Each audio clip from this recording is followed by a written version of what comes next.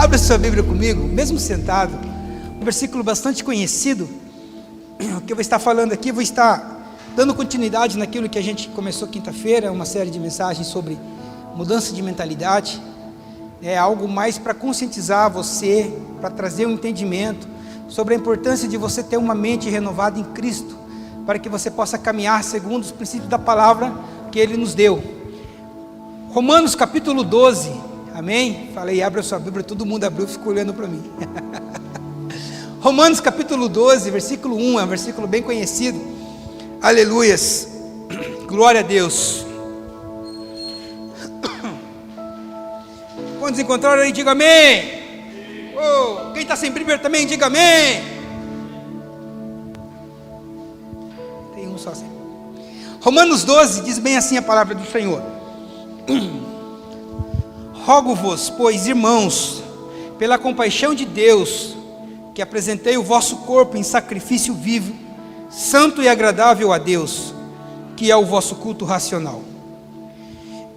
E não vos conformeis com este mundo, mas transformai-vos pela renovação do vosso entendimento, para que experimenteis qual seja a boa, agradável e perfeita vontade de Deus. Amém? Glória a Deus. Feche os teus olhos, vamos orar mais uma vez. Oração nunca é demais. Nós estamos com o propósito de orarmos aqui todos os cultos, porque às vezes nós, na correria da administração do culto, é louvor, é oportunidade, é isso, aquilo, nós temos deixado de orar. Então nós estamos retomando um momento de oração durante um culto, onde você pode se ajoelhar e falar, porque isso faz parte de culto, isso faz parte de relacionamento com Deus. Então assim, irmãos, vocês vão ter que orar comigo nos momentos de culto.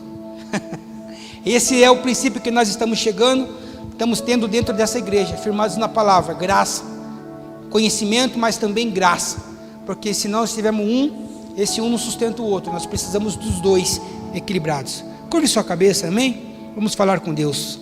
Pai, fala conosco, Senhor, através da Tua palavra, fala com a minha vida, fala com a igreja, que Teu Espírito Santo possa me usar, possa testificar no coração da Tua igreja, Senhor, comunicar aquilo que Tu queres falar. Senhor, nós sabemos que nós falamos aqui conforme a Tua vontade, mas o Teu Espírito fala às vezes de maneira diferente, mas eu peço que nenhum daqui saia sem que possa ouvir a Tua voz falar com eles. É o pedido que eu faço a Ti neste momento, em nome do Senhor Jesus, amém, amém, glória a Deus. Quinta-feira nós começamos a falarmos um pouco sobre uma mudança de mentalidade, sobre você pensar coisas que vai trazer para a sua vida um benefício, não digo um benefício terreno, mas um benefício que vai além dessa vida, algo que vai te instruir, porque o nosso Deus, Ele é rico em sabedoria, o Espírito Santo é rico em sabedoria, o Espírito Santo mora em mim e mora em você.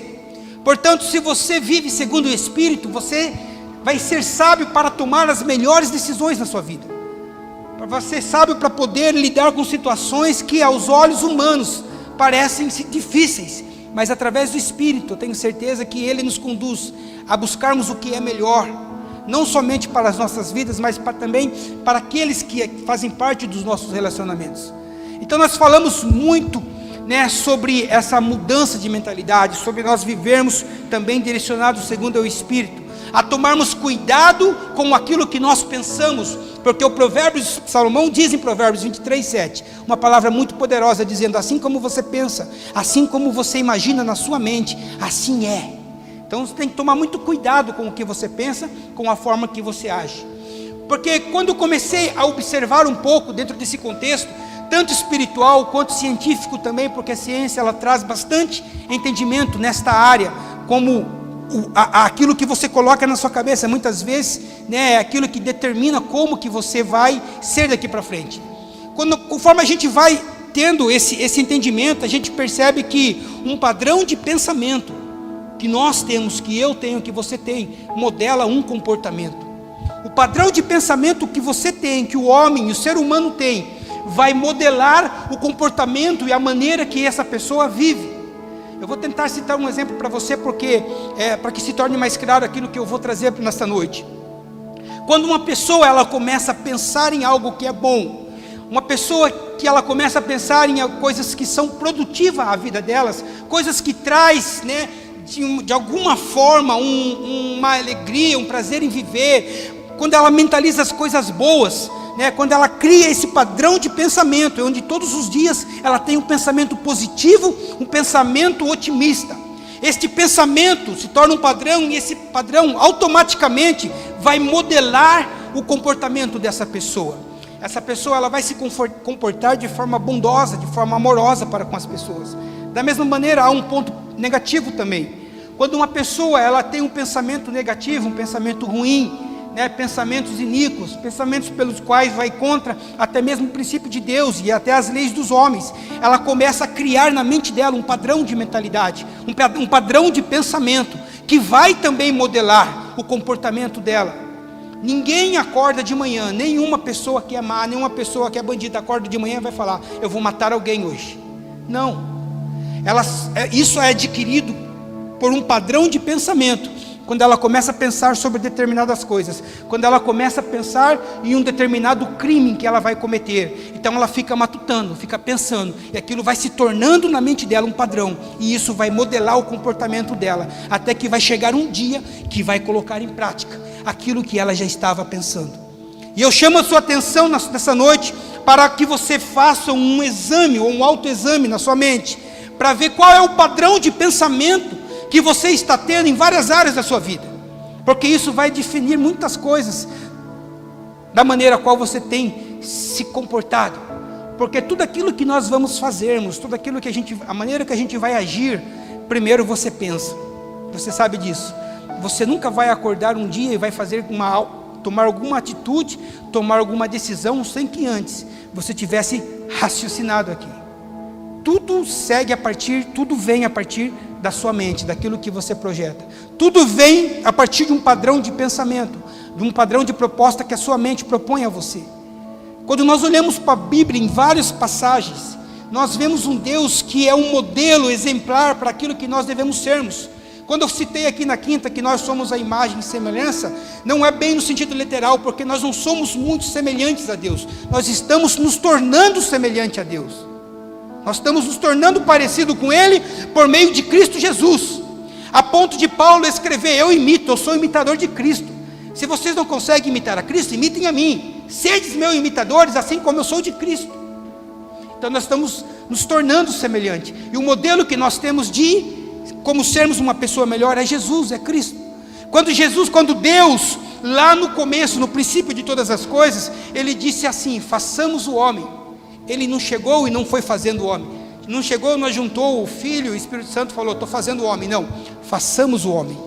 Tudo partiu de um pensamento. Em toda a história bíblica, quando você vê Deus falando que vai fazer algo, Ele planta uma ideia, Ele lança uma profecia, Ele faz uma promessa. E aquela promessa ela precisa ser maturada, precisa ser lembrada. Quando você recebe uma promessa de Deus, você precisa orar em favor daquela promessa. Não é simplesmente porque você recebeu a promessa que você vai ficar parado esperando a promessa acontecer. Você precisa orar para que aquilo, não para que aquilo venha a se realizar, porque Deus prometeu, mas para que Deus veja que você está dando importância àquilo que Ele prometeu na sua vida. Quantos receberam uma promessa de Deus aqui? Digam amém. Amém. Eu recebi. E você tem orado em cima dessa promessa? Você não precisa lembrar de Deus, você precisa lembrar a você mesmo da promessa que Deus te fez. Eu preciso lembrar a mim mesmo das promessas que Deus me fez constantemente. Então tudo parte de um exemplo, um modelo de Deus, que quando Ele vai fazer algo, primeiro Ele lança a ideia, primeiro Ele lança uma profecia. E é mais ou menos isso que Paulo, ele dá a entender nesses dois versículos. Eu vou tentar pregar sobre esses dois versículos hoje, tomara que o Espírito me dê graça. Ele vai me dar graça. Então quando nós temos esse tipo de pensamento, nós olhamos para a palavra, nós temos um entendimento. Paulo lhe fala assim, não se conforme, não vos conformeis com esse mundo.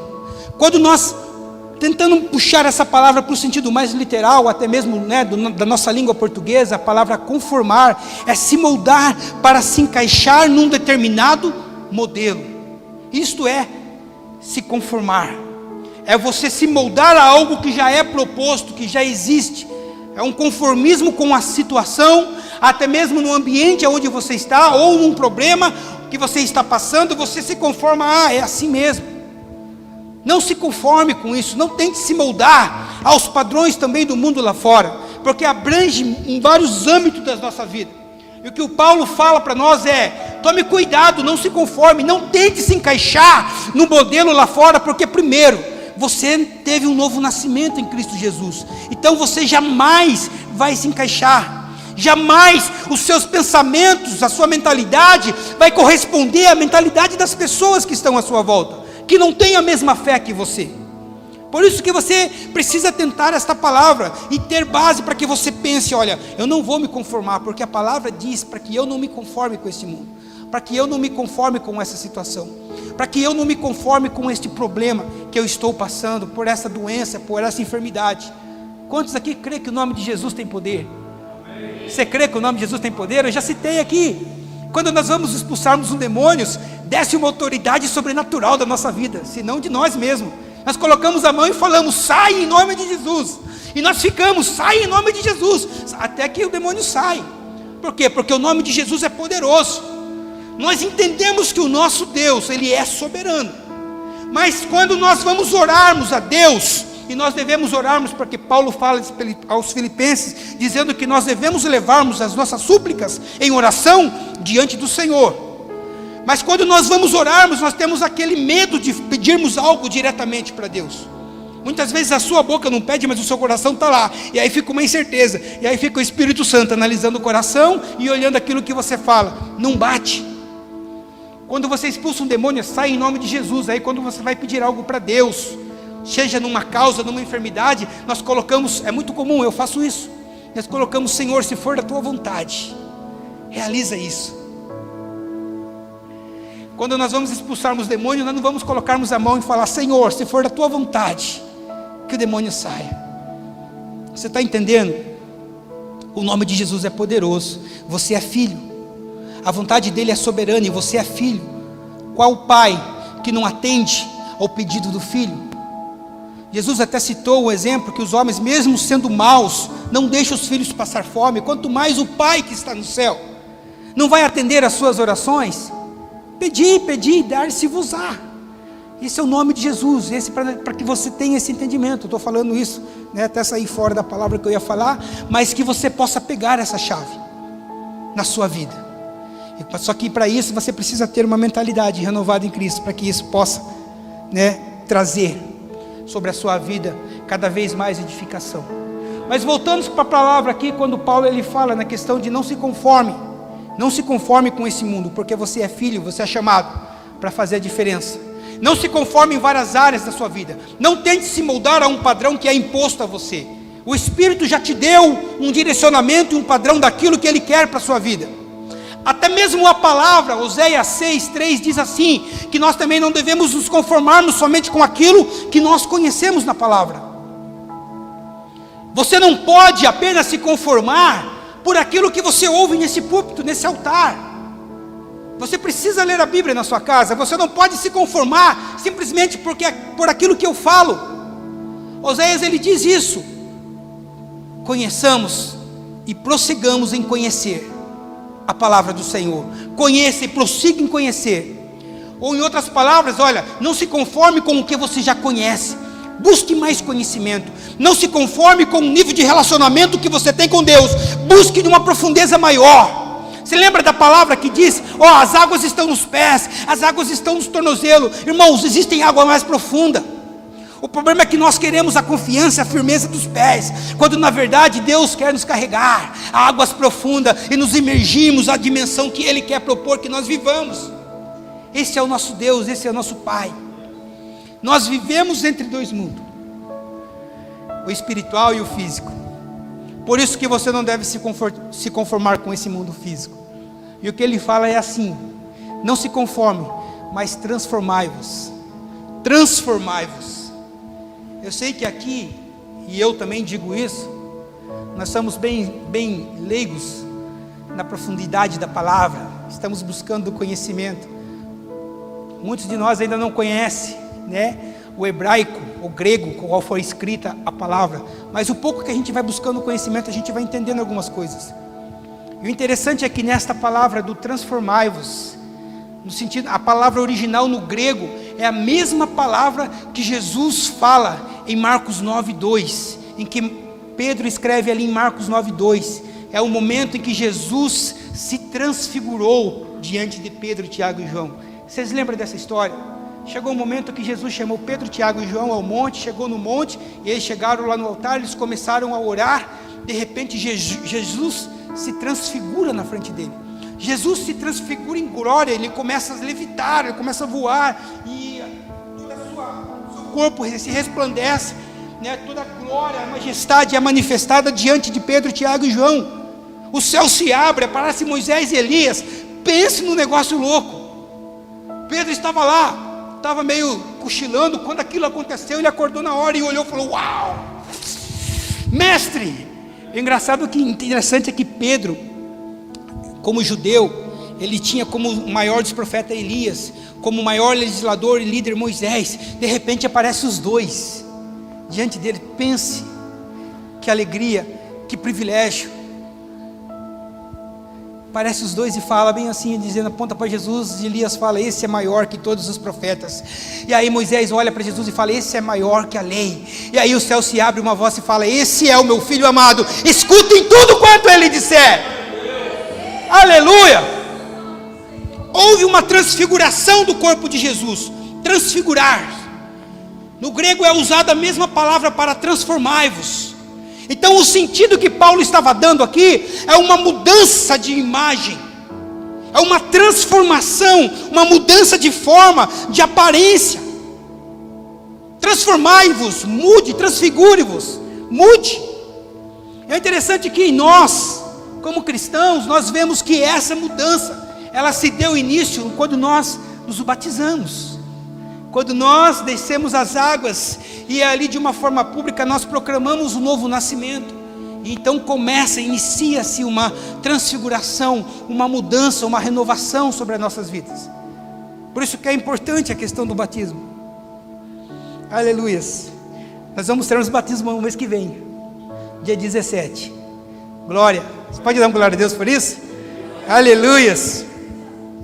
O batismo, ele é uma morte, né? Deixa eu abrir um parênteses aqui. O batismo é uma morte de uma vida de pecado para uma vida de graça. E se faz necessário. Eu quero chamar a atenção e trazer a memória de muitos crentes, né, até cristãos que estão aqui, que o batismo, assim como a ceia, ele não salva. Então não pense você, crente, que por você estar batizado, você vai estar salvo. Não. Não pense você que por você tomar ceia, também você vai estar salvo. Mas se o batismo não salva, por que eu preciso me batizar? Porque o batismo, ele precisa ser executado como parte de um plano de Deus para a sua vida. Então você precisa. Quem não é batizado precisa. É a parte do processo, do plano de Deus. Porque o novo nascimento, ele vai se implicar em cumprir algumas ordenanças. E a ordenança de Jesus é batizar as pessoas, ide por todo mundo, pregar o evangelho a toda criatura. Quem crer e for batizado, a pessoa batizou e debaixo dessa palavra ela acha que está salvo. Não, o batismo é uma parte do processo, mas precisa ser feito. Você precisa nascer de novo, porque se você não nascer de novo, você não tem uma nova natureza em Cristo. E o batismo, ele é uma confissão pública de um novo nascimento. Aleluias, glória a Deus. Aí Gabriel e Tainá vai se batizar também. Já estou falando. Glória a Deus, seja exaltado o nome do Senhor. Então você precisa. O livro de Romanos, ele é poderoso, bem intelectual, porque Paulo escreveu para um povo, para uma igreja, onde um povo era o povo governante daquela época. Então se você ler vários capítulos, às vezes tem alguns que dá trabalho. Exige um estudo mais específico para que você entenda. Mas quando a gente lê, por exemplo, o Romanos 6, né, o final dos 5 e 6, ele diz algo muito interessante. Que no final dos 5 ele fala bem assim: onde abundou a graça, onde abundou o pecado, superabundou a graça. Aí o povo começou a viver na libertinagem, né? E aí Paulo precisou escrever o capítulo 6 para trazer um entendimento. Epa, calma aí. Não é porque a graça abundou aonde não tinha Cristo, aonde as pessoas não conheciam o Evangelho. Vocês conhecem o Evangelho. Aí Paulo estava alertando sobre essa questão e fala que por meio da fé nós não estamos libertos completamente, Por meio do batismo nós não estamos libertos completamente da natureza do pecado. Porque muitas vezes acha que eu me batizei, eu já estou, né, eu creio em Deus, por meio da fé eu estou liberto do pecado, do poder, né, do poder do pecado e tal. E aí as pessoas se tornam pessoas tranquilas, sossegadas, pessoas até mesmo preguiçosas, achando que o pecado não vai afetar mais, porque você, né, entregou a sua vida para Jesus, porque você está vindo na igreja, porque você está cantando. Não, irmãos, não é bem assim não. O pecado ainda há sobre as nossas vidas, há pecado sobre a sua vida, só que eles não são imputados por causa de algo que mora dentro de você, o Espírito Santo, e por causa da fé, que combate os pecados o tempo todo, porque a nossa natureza, ela é pecadora, ela é pecaminosa, nós pecamos o tempo todo, você peca o tempo todo, mas há uma força, uma fé que há em você, por isso que você precisa buscar ter mais fé. O interessante é que a fé vem pelo ouvir. E ouvir o quê? A palavra. Todo esse processo se inicia ao arrependimento, porque quando nós temos esse arrependimento, nós nos arrependemos. O arrependimento, ele vai trazer uma mudança de pensamento. Isso é natural. Quando você se arrepende de algo, que você se arrepende mesmo, irmão. Não é que você tenha um peso na sua consciência por uma atitude, um pesar, não. Quando há arrependimento, isso traz uma mudança de pensamento. Quando você se arrepende de algo que você fez, você fala, não, eu preciso mudar. E isso vai criando, isso pode criar também um padrão na sua mente, na sua memória, que vai trazer forças para você tirar, até mesmo da onde não tem, para que você mude o seu comportamento. Mas se há necessário o arrependimento, você precisa se arrepender. Para quê? Para que você possa experimentar a vontade de Deus na sua vida. Você precisa experimentar, é preciso mudar a mentalidade, e para mudar a mentalidade, eu já falei quinta-feira, é necessário eu fazer uma autoanálise da minha mente, eu preciso examinar a minha mente, os meus pensamentos, porque os pensamentos às vezes nem é o inimigo que assopra, mas está diante dos nossos olhos, corresponde muito àquilo que eu vejo. Se eu começo a ver algo muito relacionado a um fator, a uma causa, eu começo a ter pensamentos sobre aquilo. Se uma pessoa que tem um problema com vício, ela começa a ver muita prática do vício em outras pessoas, aquilo automaticamente vai criando dentro dela esse pensamento também. Então tudo que muitas vezes nós vemos diante dos nossos olhos, que alimenta a nossa mente, nós temos que tomarmos o cuidado. Você precisa tomar cuidado com o que você assiste na TV, porque isso pode ir alimentando os seus pensamentos. Você tem que tomar cuidado com o que você acessa na internet. Você precisa tomar cuidado com os livros que você lê. Você precisa tomar cuidado com as conversas que você tem, quando não tem nenhum irmão da igreja perto, porque isso alimenta os seus pensamentos. Isso alimenta os seus pensamentos. E você sabe, quando você cria um padrão de pensamento correspondente a determinado assunto, isso automaticamente vai levar a um comportamento, a uma mudança de comportamento. E até mesmo as músicas, você precisa tomar cuidado com os tipos de músicas que você ouve. Infelizmente, ou felizmente, não é qualquer música que nós podemos ouvirmos, porque a música, ela tem um poder muito forte, muito influente sobre as nossas vidas. A música, às vezes, ela impetra a nossa memória de uma forma inconsciente e você nem percebe. Quando você está num restaurante ou num lugar e de repente está tocando uma música, e aí você está bem de boa, quando você percebe, o seu pezinho está lá, ó, no tempo da música. É inconsciente. Você precisa tomar cuidado com aquilo que você vê. Jesus falou que os olhos também é a candeia da alma, a candeia da mente. Tudo aquilo que você começa a ver muito, aquilo começa a entrar na sua mente. Então você precisa fazer uma análise da sua mente, o que tem criado dentro de você um padrão de pensamento. O que tem causado esses pensamentos que você está tendo, para que você possa cortar esse mal pela raiz. E isso só vocês podem fazer. Isso é só vocês que podem cortar o mal pela raiz, através daquilo que vocês estão vendo. Por isso que você tem que ter esse cuidado. Não basta somente você parar também de pensar, de ter pensamentos. Você não pode deixar essa sua mente vazia. Você precisa preencher, né?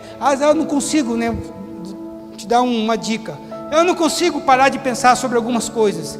Substitua esses pensamentos por outros pensamentos. Porque às vezes você fica lutando para tirar esses pensamentos que você está tendo, mas você não coloca nada no lugar.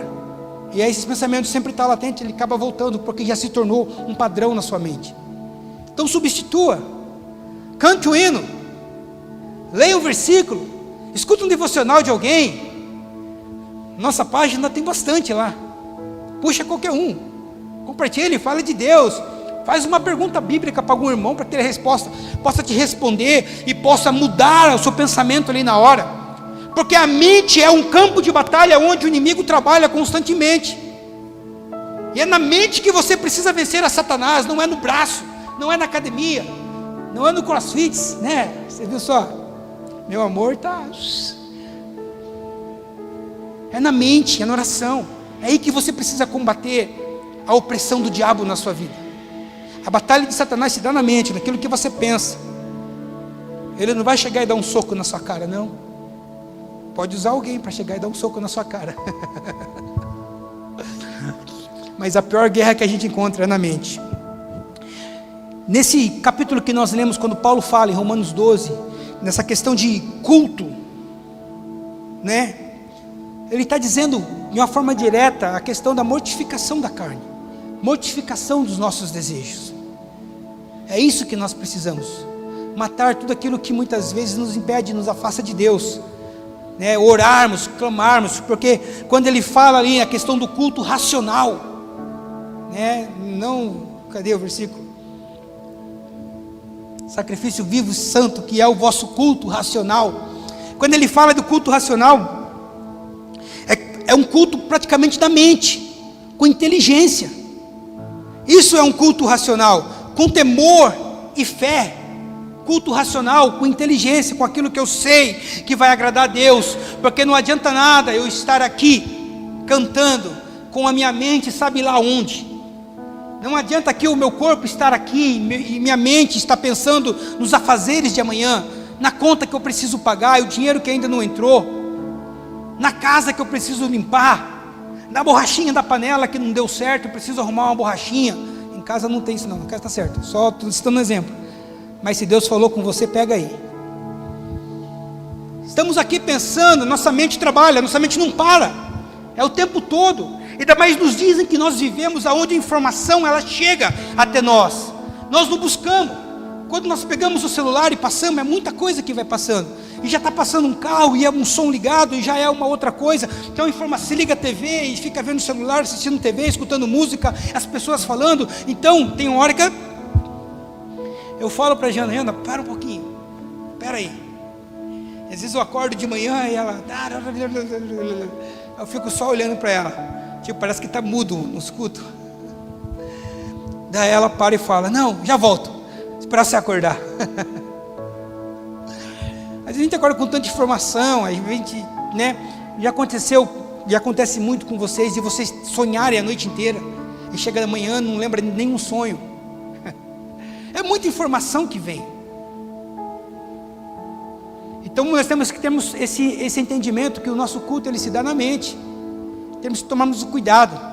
Aquela canção que nós cantamos, né, sempre louvamos aqui, esvaziar de mim e transbordar de ti. Você precisa entrar na igreja, no culto, com esse pensamento: Senhor, eu preciso esvaziar minha mente para absorver aquilo que tu tens para falar. Eu preciso esvaziar, eu preciso buscar. E aí você começa, né, a dar lugar ao Espírito, você começa a louvar. Quer esquecer dos problemas, é começar a cantar na hora do louvor. Quando para o louvor, aí você dá umas lembradinhas, mas daí você dá uns glórias e já esquece de novo. Eu sou assim, tem momentos que eu estou na igreja, né, e nossa, aqui é o céu, eu não quero sair daqui. Existem crentes também que vêm e se alegra, e canta, e pula, e fica, né, como é gostoso estar na igreja. Mas aí quando vai embora e outro dia precisa voltar, dá um trabalho voltar para a igreja. Se adapta fácil. Eu não vou na igreja hoje, estou com preguiça, está friozinho, está calor, tá mais ou menos, estou cansado. Só que quando você vem, o ambiente muda. Quando você sai, o ambiente também muda. Então o que a gente tem que entender? Que o nosso culto racional, o nosso culto na mente, ele não é somente na igreja. Assim como Paulo fala também na questão do sacrifício vivo. Não é somente um culto racional, mas um sacrifício vivo. Que é o quê? Que nada mais é que deixar de lado os nossos próprios interesses e desejos. E ele junta sacrifício vivo com culto racional. Então nós como cristãos, nós precisamos trabalharmos isso em nossa mente. Você precisa aprender a trabalhar o que é culto racional, o que é sacrifício vivo. Porque quando nós vemos essas duas palavras, culto e sacrifício, né, ela fala a respeito de uma vida terrena, de uma vida diária. Ela não fala somente no momento em que nós nos reunimos aqui para cultuar. Sacrifício vivo e culto racional não é aqui na igreja, é no seu dia a dia, na sua casa, no seu trabalho. O culto é com inteligência. O culto aqui só é uma manifestação coletiva da bondade de Deus para nossas vidas e a nossa gratidão a Deus e louvor. É o momento onde a gente pode expressar de uma maneira pública. Mas o culto é aqui na mente, racional. Sacrifício vivo é eu deixar de fazer aquilo que muitas vezes me dá prazer, a minha carne, aonde vem corromper a minha vida com Deus. Então preciso abrir mão de algumas coisas. Eu preciso abrir mão de alguns ambientes. Infelizmente nós precisamos abrirmos mãos de algumas amizades. Isso é um sacrifício muitas vezes, que a gente tem que deixar de lado. Muitas coisas, se nós formos fazermos uma análise das nossas vidas, nós precisamos deixarmos para trás. Nós não podemos entrarmos, né, uma forma mais afinco naquilo que Deus quer para nós, se nós carregarmos muitas coisas com a gente, muitas influências negativas. Romanos 8, 5, um versículo conhecido que eu gostava muito de citar, até tinha esquecido, que é como nós devemos termos a nossa vida conduzida pelo Espírito. Porque Paulo escreve que quem vive segundo a carne tem a sua vida controlada por essa própria natureza. Se você alimenta muito sua carne, você vai ter a sua vida controlada. Você não vai ter controle nas suas paixões. Você não vai ter controle nos seus desejos. Por quê? Porque a sua vida é controlada por essa natureza carnal. Só que Paulo ele complementa, mas quem vive segundo o Espírito, tem a sua vida controlada pelo Espírito. E isso, irmãos, quando você tem a sua vida controlada pelo Espírito, é aquele momento em que você vai tomar uma decisão errada, de repente o Espírito, dá um start e você recua. Já aconteceu de vocês estarem convictos de uma decisão, de uma atitude, chega na hora vocês não fazem? Você está voltando para sua casa, de repente você vai entrar numa rua, e aí do nada você fala, não vou por aqui hoje, eu vou por aqui. Esse é o Espírito que nos conduz. Você acha que é um sexto sentido que você tem? Até é o sentido do Espírito Santo, que te orienta em algumas coisas. Isso é ter uma vida controlada pelo Espírito Santo. E isso só se dá quando nós temos um padrão de mentalidade no Espírito, em Deus. E isso ocorre de uma maneira gradativa em que nós vamos, à medida em que nós vamos nos relacionando com o Espírito, a nossa mente vai ser transformada. O Evangelho começa também a transformar a nossa vida, a sua vida, a minha vida. Porque quando o Evangelho nos transforma, Deus ele nos mostra um serviço maior. Deus confia algo maior a nós. À medida em que nós vamos termos a nossa mente renovada em Cristo, Ele vai confiando a nós serviços específicos, coisas pelas quais nós jamais imaginaríamos estarmos fazendo, porque é o Espírito que vai trabalhando em nossas vidas. Por isso nós temos que atentarmos a esses dois versículos, que eles nos ensinam muito. Não se conforme com esse mundo, porque a gente vê um sistema mundano corrompido, até mesmo um sistema mundano que tem reunido até mesmo igrejas. Estava pensando muito sobre isso, e tirado proveito dos seus bens. Mas que bens? Qual é o bem mais precioso que nós como igreja temos: a comunhão. Esse é o bem mais precioso que nós como igreja nós temos. E às vezes o sistema do mundo, ele tem, entrado no sistema religioso de igreja para roubar esse bem, porque até mesmo o sistema político tentar, não, o povo lá vive unido, é uma comunhão, e aí se eu ganho 1, ganho 2, ganho 3, depois eu ganho tudo. Essa é a comunhão que nós temos. E até mesmo muitas vezes tirando proveito da nossa credulidade, da nossa fé, tirando proveito, tirando lucros, vendendo coisas para nós, fazendo coisas, e nós às vezes cegamente tem enriquecido pessoas por intermédio por nós não temos discernimento de algumas coisas. Não há nada de errado você abençoar, comprar e estar negociando com alguém que compactua da mesma fé que você, da mesma fé que nós temos. Mas nós precisamos analisarmos algumas coisas, não se moldar a um padrão, a um sistema, mas ter uma renovação de mente, um discernimento do Espírito Santo, para que a gente possa estar afiado contra algumas coisas que tem tentado contra a igreja, porque a gente sabe que há uma ideologia terrível lá fora, há um sistema mundano que tenta impor algumas coisas, algumas ideologias para nós lá fora, e eu tenho certeza que não é de hoje, senão Paulo não teria escrito essa carta aos Romanos. A gente sabe que a história de Roma era terrível, e aí nos dias de hoje também não é diferente, e Paulo trata naquela ocasião, e essa palavra é tão atual, que se nós pegarmos e observarmos ela para os dias de hoje, nós entendemos o que Paulo está querendo dizer. Olha, não se conforme com a ideologia que é plantada, não se conforme com a visão partidária de algum partido político, não se conforme com as coisas que aparentemente parecem naturais e não são naturais segundo a palavra. Nós não devemos, há um espírito do anticristo atuando já nesse mundo, e a igreja tem passado desapercebido, não tem tido discernimento. Nós precisamos acordarmos, você precisa acordar, você precisa não se calar diante da injustiça.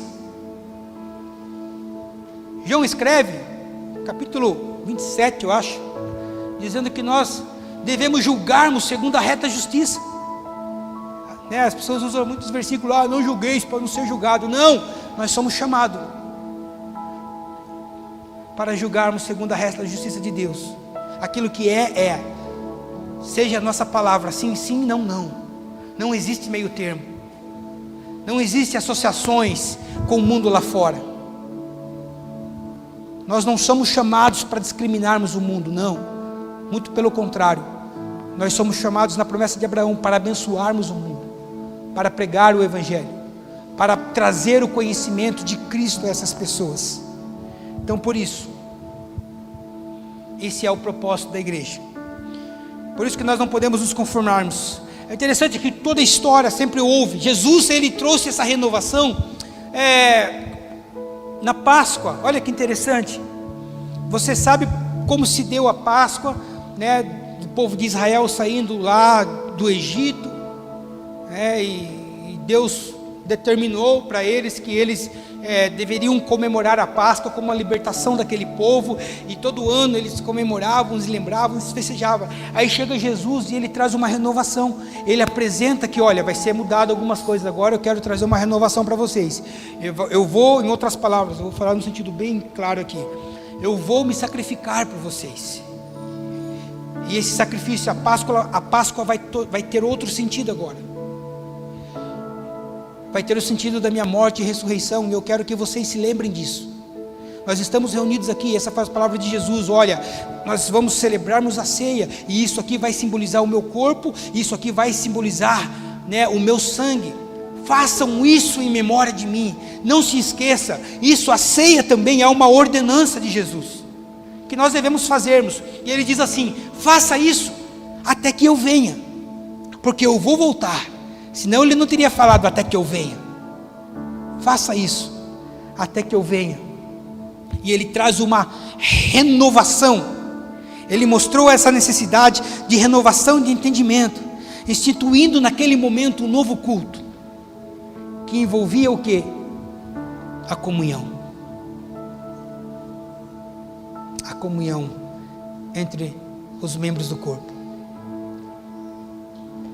Esse é o exemplo que nós devemos seguirmos. Ele estava ali deixando de lado o sacrifício dos animais, que até que então, aquele momento, havia sacrifício de animais em prol do pecado, substituindo pelo sacrifício na cruz. Foi por isso que ele morreu. Pelos nossos pecados, pelos meus, pelos seus pecados. Ele fez isso porque ele sabia que nós precisaríamos da glória de Deus. Paulo escreve em Romanos 3:23 dizendo que todos pecaram e destituídos estão da glória de Deus. Em outras versões diz: todos pecaram e precisam, e carecem, e necessitam da glória de Deus. Nós precisamos.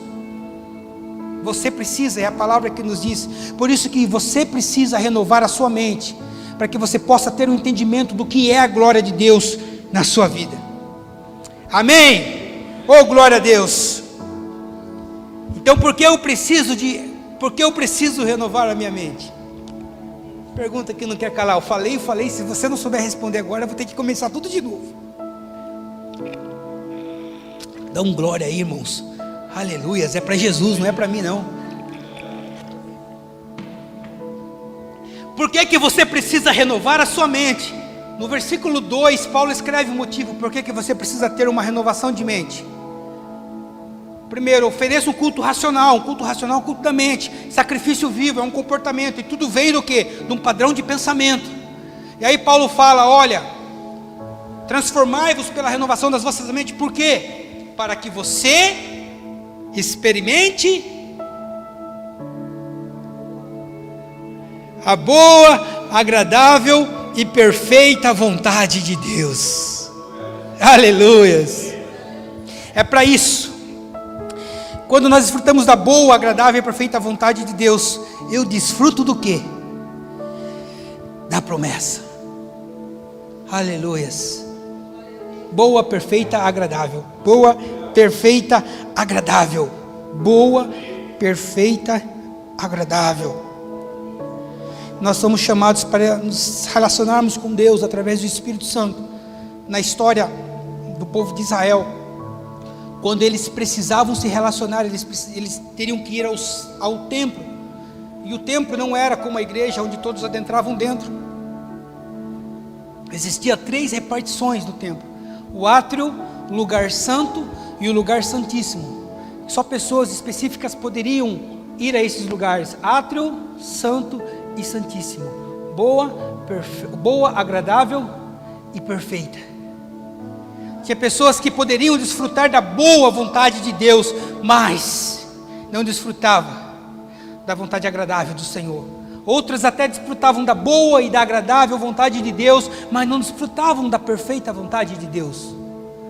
Nós hoje não precisamos, não somos submetidos a não estar, porque pela morte de Cristo, Ele abriu, rasgou o véu do templo, abriu uma oportunidade para que todos nós pudéssemos não somente experimentar a boa e agradável, mas a perfeita vontade de Deus, chegando-se no lugar santo, que é onde Ele está, que é onde Ele se manifesta, porque o nosso Deus é santo.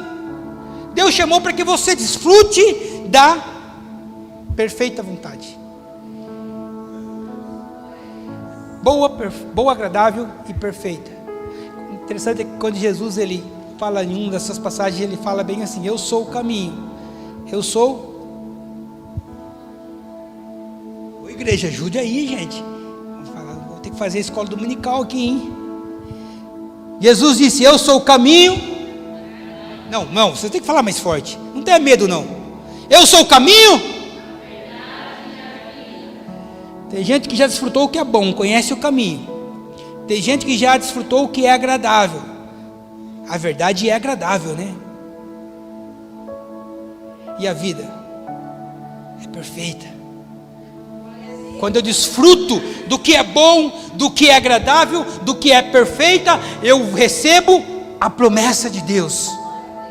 Sabe o que é interessante quando eu começo a olhar nesse contexto de ordem? Quando no Salmo 133, que é um versículo bastante conhecido, quem sabe o que diz lá? Só levante a mão para eu saber.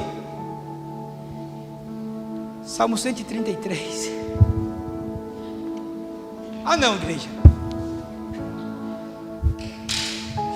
A gente não vai abrir a Bíblia. Ó, quão bom e quão suave é. Glória. Agora vocês lembraram. Que os irmãos vivam. Mas aí eu vou chegar agora. E aí o versículo 2 fala: é como óleo que desce sobre... Não. Sobre... É como óleo que desce na cabeça, sobre a barba. Terceiro, sobre a orla. Até envolver a orla do vestido, a gola, o colarinho. Mas até chegar no colarinho, precisou chegar para envolver toda a cabeça de Arão. Sabe o que é interessante? É que quando primeiro tem sobre a cabeça é bom, sobre a barba, agradável, e sobre a gola, perfeito, que aí envolveu toda a mente, toda a cabeça. Só que o que acontece muitas vezes é que até chegar na barba, o óleo leva um tempo para descer. Não colocou simplesmente sobre a cabeça e já caiu no pescoço, não, escorreu. O escritor, ele fez questão, é como o óleo que desce sobre a cabeça, desce sobre a barba e aí cai. Então tem pessoas que estão vivendo o que é bom, o que é agradável, e está com pressa de viver o que é perfeito. Espere, tem um tempo, espere o óleo descer. Espere as coisas acontecer no tempo de Deus. Vai descer. O que é perfeito, você vai viver. Desfruta desse momento o que é bom. Desfruta o que está sendo agradável para você viver nesse momento. Eu estou dizendo isso para algumas pessoas aqui, mas também existe um outro quadro. É interessante que quando eu olho, eu vou até ilustrar com uma história para encerrar agora, para que você possa ter clareza, porque se eu não contar uma historinha bíblica, né? Alguém que a gente falou muito sobre esses dias, Davi. Davi, ele era pajem de Saul. O que é pajem? Era o carinha que estava lá cuidando de Saul, serviçal de Saul particular, aonde Saul ia, ele acompanhava Saul, levava as coisas de Saul, né, levava as armas, os escudos de Saul. Então ele era lá, o coroinha de Saul. E aonde ele estava? Davi estava, onde Saul estava. Então ele experimentou o que era bom. Só que chegou um momento da vida de Davi que ele precisou voltar a cuidar das poucas ovelhas que ele cuidava. Deus tirou ele do palácio. E aí ele começou a viver o que era agradável. E às vezes o que é agradável para nós não é aquilo que nós vivemos no momento em que nós estávamos vivendo o que era bom. Porque são coisas diferentes, são fases diferentes. Talvez o que você esteja vivendo hoje não é ruim, mas você pensa, poxa, já vivi coisas melhor. Mas espera aí, eu quero dizer para você que Deus tem o que é perfeito para você. A perfeição de Davi chegou quando ele enfrentou Golias. Então quando ele era pajem, experimentou que era bom. Quando ele voltou a cuidar das ovelhas, ele experimentou que era agradável. Aí quando ele enfrentou Golias, aquilo lá foi a perfeita vontade de Deus. Por quê? Porque aquilo acendeu a vida dele e levou ele à promessa que ele tinha recebido lá quando Samuel tinha ido na casa dele. Foi Samuel que ungiu Davi? Agora fiquei em dúvida. Foi, Rivael, foi, né? Ele recebeu uma promessa, ele foi ungido a rei. Quando ele enfrentou Golias, aí ele cumpriu o que era perfeito, a perfeita vontade de Deus. E às vezes para você cumprir o que é perfeito, a vontade de viver, há um gigante que você precisa derrubar na sua vida. Sabe o que é interessante quando eu olho para essa palavra? Por que quando era agradável para Davi, Deus tirou ele do palácio e mandou ele de volta para as ovelhas? Quietinho. Porque quando Davi era pajem, ele corria o risco de morrer.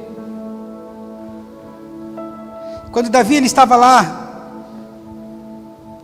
junto com Saul, ele corria, por quê? Porque Saul ele ia para a guerra.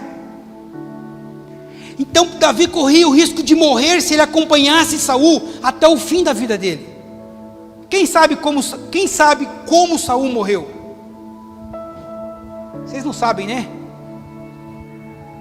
Por isso que eu falo para vocês não podem se contentar só com o que vocês ouvem aqui na igreja, aqui nesse altar. Saul, ele foi ferido de morte, mas ele não morreu. E aí tinha um menino que estava com ele lá, um filisteu, eu acho. Saul não conseguia nem se mexer para poder se matar. Ele pediu para que o menino matasse ele, porque o ferimento dele era mortal, ele não ia sobreviver, só que ele estava sofrendo. E aí ele pediu para que esse menino matasse, aliviasse a dor, porque a morte era inevitável. E aí o menino mata Saul, pega a coroa, pega a espada e leva para o rei de Israel, e traz a notícia dizendo que o rei de Israel estava morto. Mas o que aconteceu? Eu matei. E o que aconteceu? Mandaram matar o menino. Está vendo o livramento que Davi estava tendo, quando estava vivendo o que era agradável? Por isso que há fases que nós passamos, que Deus não permite que nós vivamos ainda o que é perfeito, porque Ele conhece todos os seus dias, quando você nem mesmo ainda existia. Aleluia! E Ele sabe para que você nasceu. Ele sabe que você não nasceu para ser somente mais uma. Ele sabe que você nasceu para cumprir um propósito e para viver uma promessa que Ele fez. Aleluias! Você tem promessa de Deus, não tem? Aleluias, glória a Deus.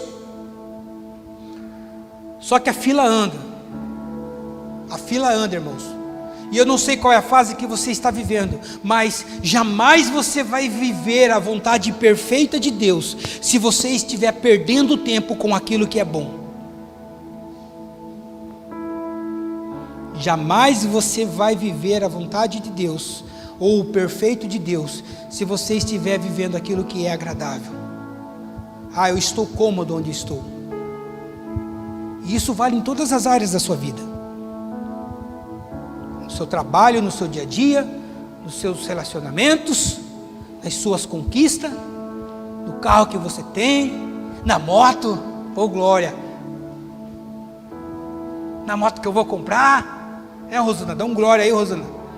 Amém. Irmãos, quando é liberada uma palavra aqui, você tem que falar amém, porque quando você fala amém, é assim seja. Glória a Deus, alguém pegou e já era, recebeu. Então não fique perdendo tempo com aquilo que é bom. Tenha uma mente renovada para que você experimente não só o que é bom, não só o que é agradável, mas que você possa experimentar o que é perfeito. E a vontade dele para a sua vida é perfeito. Quando você viver o que é bom, agradável e perfeito, aí vai se dar o cumprimento da promessa de Deus na sua vida. Aleluias. Sem essa transformação não há como Deus nos dar aquilo que Ele tem para nós. Sem você ter uma mente renovada, você nunca vai viver o que Deus tem para a sua vida. Por isso, a chave da palavra hoje é renovação de mente. Transforme a sua mente, transfigure a sua mente. Aleluias, para que você viva aquilo que é bom, perfeito e agradável a Deus. Se coloca de pé nessa noite. Aleluias. Aleluias. Não perca tempo, igreja. Não perca tempo com aquilo que está sendo bom para você, aquilo que está confortável para você. Porque se Davi continuasse confortável cuidando das ovelhas dele, ele jamais iria enfrentar Golias, ele jamais iria viver a promessa, viver o que era a vontade perfeita de Deus. Então está confortável? Fique atento. Tá agradável? Fique atento, porque o que é perfeito ainda virá. Você pode aplaudir o Senhor por essa palavra? Você vai viver isso em nome de Jesus. Feche os teus olhos nessa noite.